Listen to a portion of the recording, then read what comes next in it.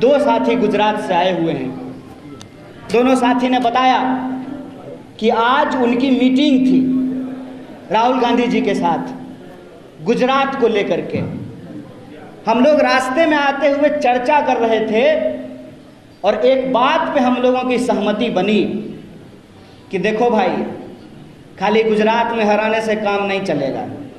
जब तक बिहार में भाजपा को पानी नहीं पिलाओगे तब तक मुकम्मल लड़ाई कामयाब नहीं होगी। और ये बात मैं इसलिए कह रहा हूं कि बिहार की धरती ज्ञान की धरती है। भगवान महात्मा बुद्ध को यहीं पे ज्ञान मिला है। बिहार की धरती तपस्या की भूमि है, तप की भूमि है। चाणक्य भी यहाँ पैदा हुए और आप पावापुरी जा करके देख लीजिए, जैन मुनियों की तपस्या की ये भूमि मानी जाती है। और बिहार की धरती परिश्रम की भूमि है। ज्ञान, तपस्या और परिश्रम की भूमि है बिहार। और जब मैं परिश्रम की बात करता हूं तो आप दशरथ मांझी का नाम याद रखिएगा। एक हथौड़ी और छेनी लेकर के उस इंसान ने पहाड़ काट करके रास्ता बना दिया। ये बिहारी होने का मतलब होता है। बिहार वो भूमि है। मैं अपने गुजरात के दोस्तों को कहना चाहता हूं कि आपके यहाँ पोरबंदर में मोहनदास करमचंद गांधी पैदा हुए थे, लेकिन वो गांधी जब बिहार की इस ज्ञान, तपस्या और परिश्रम की भूमि पे आए तो हमने उनको महात्मा बना दिया। ये बिहार की भूमि है। ये बिहार की भूमि है कि आप कोई दौर उठा करके देख लीजिए, इतिहास का कोई दौर उठा करके देख लीजिए, बिहार के बिना इस देश का इतिहास पूरा नहीं होता है। खुशी की बात है, थोड़ी अफसोस की भी एक बात है। कल श्री बाबू की जयंती थी। श्री बाबू ने जो है एक रिकॉर्ड बनाया था सबसे ज़्यादा दिनों तक मुख्यमंत्री होने का। श्री बाबू जो काम करके चले गए उनका रिकॉर्ड अभी तक बीट नहीं हो पाया है। और हमारे कुछ दोस्त पूछते हैं कि बिहार को कांग्रेस पार्टी ने क्या दिया। बिहार को बिहार कांग्रेस पार्टी ने बनाया। इस बात को हमको गर्व से स्वीकार करना चाहिए। और आज हमारी सबसे बड़ी चुनौती क्या है? आज दिन है अशफाक उल्लाह खान का। अशफाक और बिस्मिल की दोस्ती के बारे में आप सब लोगों ने शायद देखा होगा, आप लोगों ने उसको पढ़ा होगा कि उनकी दोनों की जब बातचीत होती है तो अशफाक कहते हैं राम प्रसाद बिस्मिल से, देखो दोस्त, तुम्हारे धर्म में पुनर्जन्म है तो तुम तो जाओगे वहाँ और भगवान से कहोगे कि हमको दोबारा भारतीय बना करके भेज दीजिए, हमको ब्रिटिशर्स के दांत खट्टे करने हैं। हमारे धर्म में पुनर्जन्म नहीं होता है। लेकिन अगर मैं जन्नत जाऊं, अल्लाह से हमारी मुलाकात हो, तो मैं उनको कहूँगा कि एक बार और हमको भारत भेज दीजिए। ये भारत है जहाँ एक खान एक ब्राह्मण के साथ मिलकर के कहता है, सरफरोशी की तमन्ना अब हमारे दिल में है, देखना है जोर कितना बाजू में बातें। ये जो एकता है, इस एकता को आज छिन्न भिन्न किया जा रहा है। और यही जो एकता छिन्न भिन्न होती है, इसी का नतीजा है, विश्वास कीजिए हम पर, भारत का कोई ऐसा हिस्सा नहीं है जहां हम गए नहीं हैं। एक साथ दोनों बात लोग बोलते हैं, कहते हैं कि बिहार के लोग बड़े परिश्रमी होते हैं।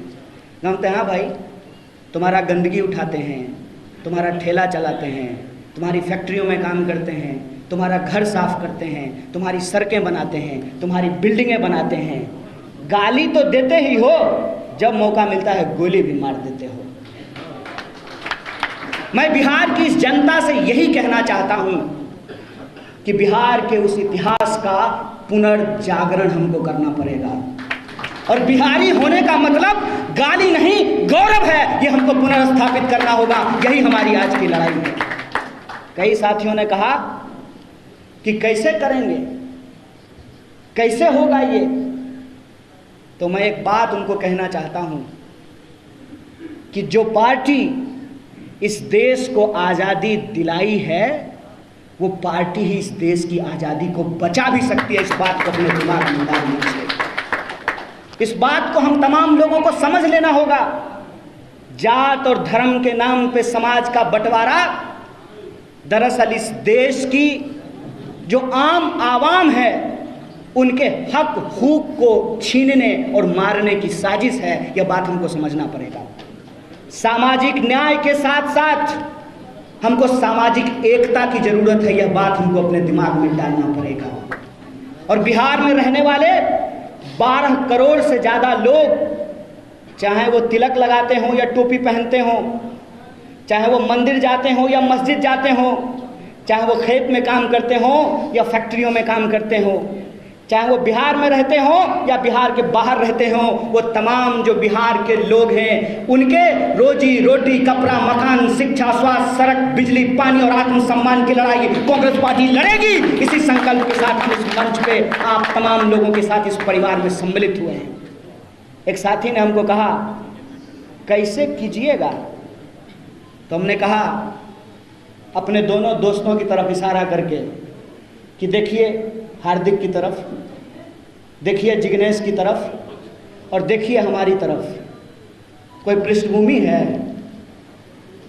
कोई पृष्ठभूमि है, कोई परिवार में ऐसा है जिसका नाम लेकर के हम लोग राजनीति कर सकें? है कोई हमारा इतिहास? हम आपकी तरह एक साधारण इंसान का बच्चा है। हम तीनों का कोई पृष्ठभूमि नहीं है। प्रश्न ये उठता है कि हम कांग्रेस पार्टी में क्यों आए हैं। हम कांग्रेस पार्टी में इसलिए आए हैं कि गर्व के साथ हम आपको इस मंच से खड़ा होकर के बोलते हैं, जिसके जिसके पास बाबूजी का थाती है ना, सब अपने अपने छाती में उसको लपेट लिया है।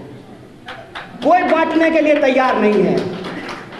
एकमात्र नेता श्री राहुल गांधी, और ये मेरा व्यक्तिगत अनुभव नहीं है, हमारे जैसे पृष्ठभूमि वाले 2 और आंदोलन से निकले हुए नेता यहाँ बैठे हुए, उनसे पूछ लीजिएगा।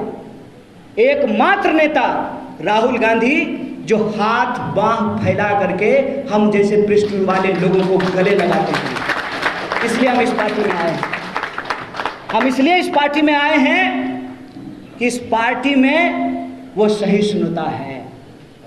इस पार्टी में वो सहिष्णुता है कि आप जय भीम भी बोल सकते हैं और जय सरदार भी बोल सकते हैं। 2 नेता बैठे हुए हैं, जय सरदार भी बोल सकते हैं, जय भीम भी बोल सकते हैं, जय हिंद भी बोल सकते हैं। ये इस पार्टी की खासियत है। सचमुच अगर आप भारत को समझते हैं तो भारत एक ऐसी भूमि है, इसकी संस्कृति ऐसी है कि हम सबको लेकर के चलते हैं। इसीलिए तो कहते हैं कि ये विविधता में एकता वाला देश है। और उस विविधता को अपने आप में अगर कोई समेट करके चल सकता है, वो बगीचा, वो बगिया कोई है तो वो कांग्रेस पार्टी है, जहां हर रंग के फूल खिल सकते हैं। इस गुलदस्ते में हर रंग का फूल खिल सकता है। इसीलिए हमारी ये समझदारी है कि अगर इस देश में लोकतंत्र के प्रति आपकी चिंता है, अगर आपको सचमुच किसी मरते हुए इंसान को देखकर तरफ होता है, आपको सचमुच लगता है कि हमारा देश झूठों के हाथ में चला गया है, तो सदाकत का मतलब सच्चाई होता है। आइए हमारे साथ हाथ मिलाइए, ये वो वक्त है कि मिलकर के इसके खिलाफ लड़ा जाए। बिल्कुल साफ समझ है, कोई इफ बट नहीं है, कोई तू मैं नहीं है, बिल्कुल सीधी बात है। जो भाजपा से लड़ना चाहते हैं वो कांग्रेस पार्टी के साथ होंगे, और जो कौन सतली पुताव कना करना चाहते हैं वो यही गुनागणित करेंगे। राष्ट्र कवि दिनकर ने एक बात कही है, दो न्याय अगर तो आधा दो, उसमें भी यदि बाधा हो तो दे दो केवल 5 ग्राम, रखो अपनी धरती तमाम। हम पार्टी के तौर पर सिर्फ अपने हक की बात कर रहे हैं। और दुख की बात यह है कि एक पढ़ा लिखा इंसान लठैत की भाषा बोलता है। और हमारे प्रभारी के बारे में उनको मालूम नहीं है कि ये कौन है। ये जो आपके बीच में बैठे हुए इंसान हैं, मैं इनके बारे में आपको बताता हूं कि अगर इनके जैसे लोग कांग्रेस पार्टी में नहीं होते तो हमारे और जिग्नेश जैसे लोगों को कांग्रेस पार्टी में आने का हिम्मत नहीं होता है।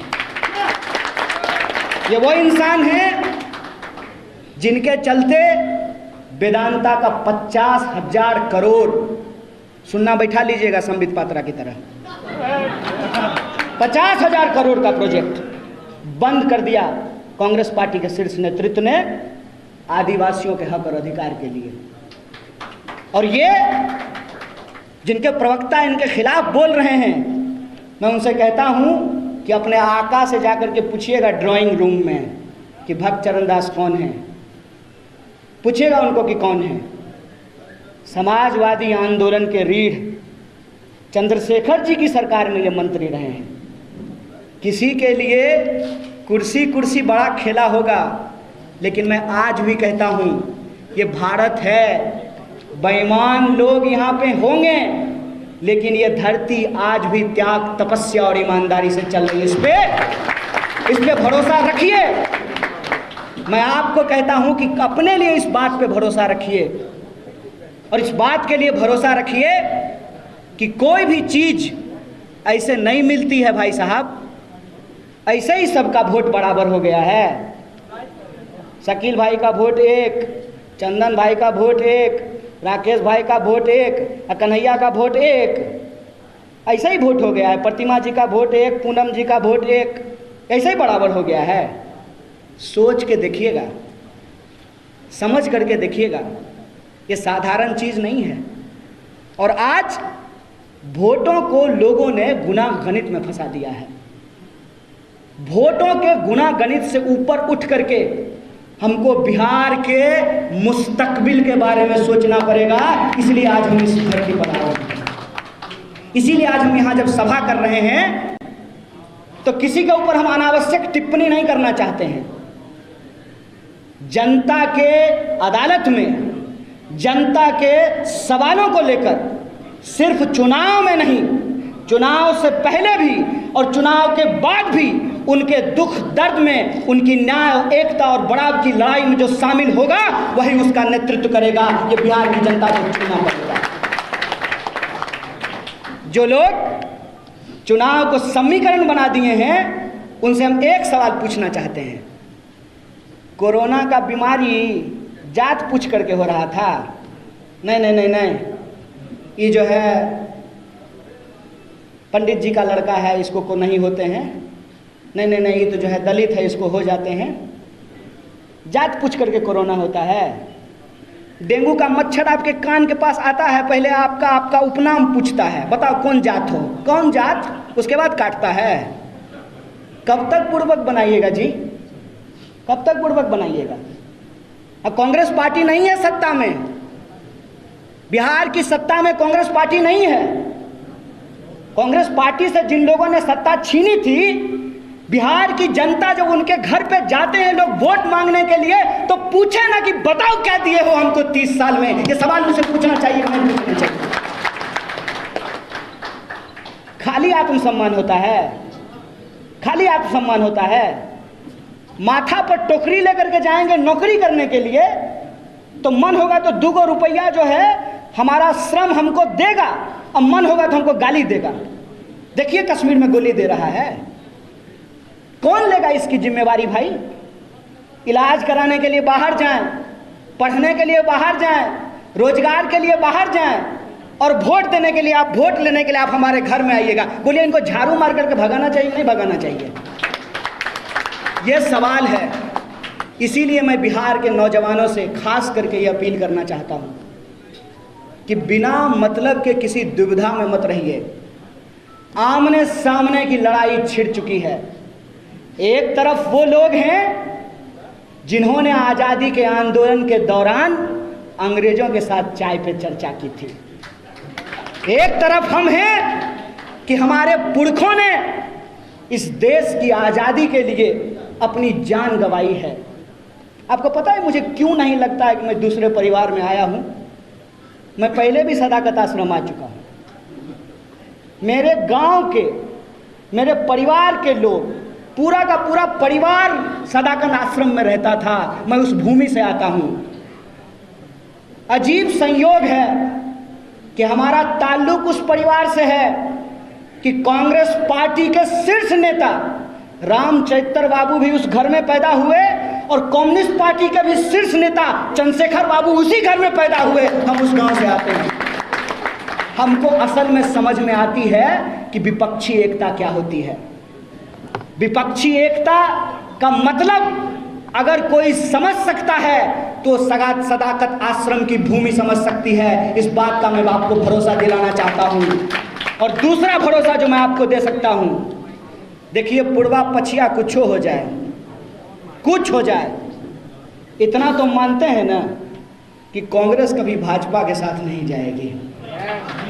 बोलिए, खुल के बोलिए, कुछ हो जाए। अरे हो सकता है दो चार को सिंधिया निकल जाए, क्या दिक्कत है? क्या कांग्रेस पार्टी कभी भाजपा के पास जा सकती है? और एक इतिहास और बता देते हैं, सीना ठोक के बोलते हैं, कल से प्रवक्ता जवाब दें कि कांग्रेस पार्टी को छोड़ करके कौन ऐसी पार्टी है जिसने भाजपा के साथ गला नहीं मिलाया है? बोलिए, बोलिए, इस सवाल का जवाब दीजिए। और आखिरी बात बोल करके मैं आपकी बात खत्म करूंगा। मैं बिहार के तमाम वो लोग जिनको बिहारी होने पे गर्व महसूस होता है, बिहार के वो तमाम नौजवान जिनको लगता है कि बिहार का मुस्तकबिल बदलना चाहिए, जब हम जाएं तो लोग सम्मान के साथ कहे कि अरे आइए आइए, आप तो बुद्ध की ज्ञान भूमि से आए हैं। अरे आइए आइए, आप तो चाणक्य की भूमि से आए हैं। अरे आइए आइए, सामाजिक न्याय के बड़े पुरोधा जगदेव प्रसाद और कर्पूरी ठाकुर की भूमि से आए हैं। अरे आइए आइए, आप तो दशरथ मांझी की धरती से आए हैं। अरे आइए आइए, आपके यहाँ तो 1942 के भारत छोड़ो आंदोलन में अंग्रेजों को दांतों तले उंगलियां चबानी पड़ी थी। आप उस क्रांतिकारी धरती से आए हैं। हम नहीं चाहते हैं कि हमारे श्रम के बदले हमको गाली और गोली मिले। इसीलिए मैं आप तमाम नौजवानों से अपील करता हूं कि इस पार्टी के साथ जुड़िए और हम इतिहास बदल करके दिखाएंगे। वह पथ क्या, पथिक कुशलता क्या, जिस पथ में बिखरे सूल न हो, नाविक की धैर्य परीक्षा क्या, जब धाराएं प्रतिकूल न हो। ये मैं आप तमाम लोगों से अपील करने के लिए आया हूं। आज इस देश की आज़ादी अगर खतरे में है तो इस देश की सबसे पुरानी पार्टी जिसने लाखों लोगों की कुर्बानियां देकर इस देश को आजाद कराया था, उसकी आज़ादी को भी ये पार्टी बचाएगी। इसी संकल्प के साथ कि मिलकर के हम लड़ेंगे, इस संघर्ष को आगे बढ़ाएंगे और इस लड़ाई को हम जरूर जीतेंगे।